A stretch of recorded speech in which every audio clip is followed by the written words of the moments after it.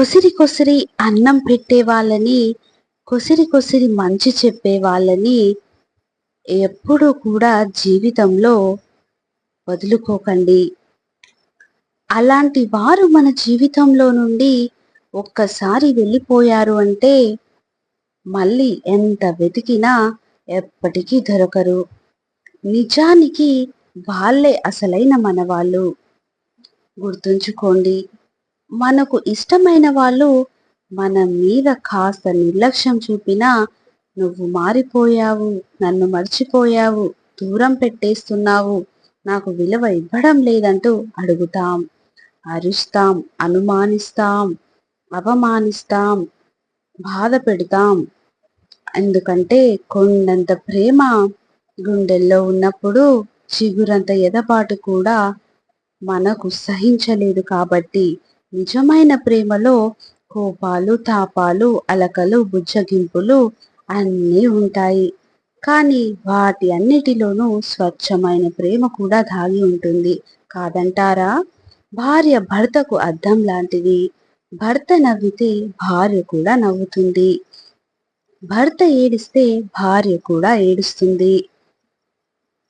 భార్యని తిట్టినా తిరిగి తిట్టలేదు, కొట్టినా తిరిగి కొట్టలేదు.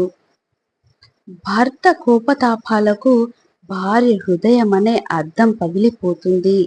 భార్యను బానిసలా చూడకండి, అమ్మలా ఆదరించండి. అర్థమైందనుకుంటా. మిమ్మల్ని ఎక్కువగా ప్రేమించేవారు తెలిపే 3 ముఖ్యమైన సంకేతాలు. మొదటిది, మీకు సంబంధించిన ప్రతి చిన్న విషయాన్ని కూడా వారు చాలా వ్యక్తిగతంగా మనసుకు తీసుకుంటారు. రెండవది, తమ జీవితంలో జరిగే ప్రతి చిన్న విషయాన్ని కూడా మీతో పంచుకోవడానికి ప్రయత్నిస్తూ ఉంటారు. ఇక మూడవది, మీపై ఎప్పుడూ అడుగుతూ కోపగించుకుంటూ ఉంటారు. అర్థమైందనుకుంటా. మనం పడేసింది తింటుంది కాబట్టే కుక్కని చులకనగా చూస్తాం. అదే సింహం అంటే భయపడతాం. తెలుసా, అది కష్టపడి సొంతంగా వేటాడి తింటుంది కాబట్టి. అందుకే తినేది రొట్టె ముక్కైనా కష్టపడి సంపాదించుకోండి. పరమాన్నం కోసం ఒకడి ముందు చేయి చాపకండి. వ్యక్తిత్వం దిగజారిపోతుంది. అర్థమైందనుకుంటా. అద్దం మన ముఖంలో మరకను చూపిస్తే ఆ మరకని తుడుచుకుంటాం, కానీ అద్దాన్ని పగలగొట్టం కదా. అలాగే ఎవరైనా మనలోని లోపాన్ని చూపిస్తే దాన్ని సరిదిద్దుకోవాలే కానీ వారిపై తిరిగి కోపాన్ని చూపించకూడదు.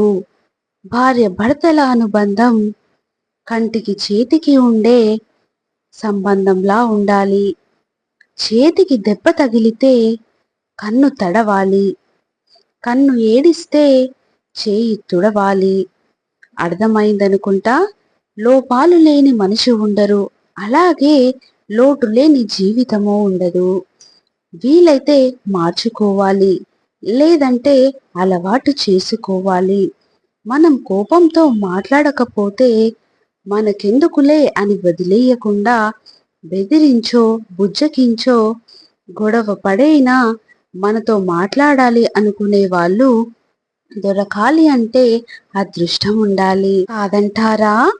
ఎవరినైనా కూడా మొదటి తప్పు జరిగితే ఆపివేయాలి. ఒక్కసారి బట్టలు మాసిపోతే మనిషి ఎక్కడ కూర్చోడానికైనా సిద్ధపడతాడు.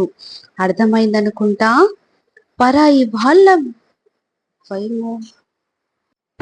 వాళ్ళ వైమోహంలో పడి మీ సంసారాన్ని నాశనం చేసుకోవద్దు.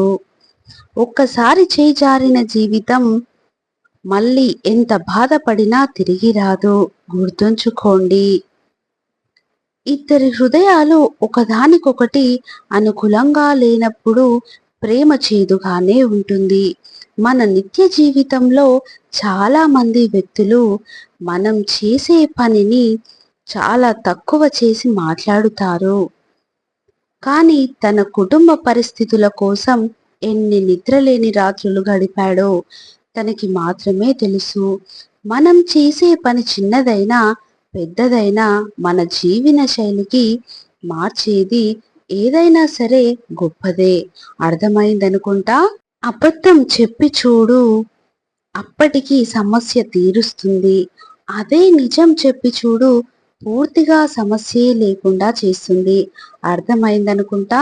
శరీరం అలసిపోతే నా వల్ల కాదు అనిపిస్తుంది. అదే మనసు అలసిపోతే నా వాళ్ళు కాదంటుంది. కాదంటారా? కష్టపడి పని చేయడానికి ఎప్పుడూ కూడా సిగ్గుపడకూడదు. ఎందుకంటే మనం సమాధానం చెప్పుకోవాల్సింది. మనపై ఆధారపడిన వాళ్ళు ఆకలికి, అంతేకాని మనల్ని చూసి హేళన చేసేవారికి కాదు. అవునా? మనుషుల మధ్య రోజు రోజుకి పరిచయాలు పెరుగుతున్నాయి. కానీ బంధాలే తగ్గిపోతున్నాయి.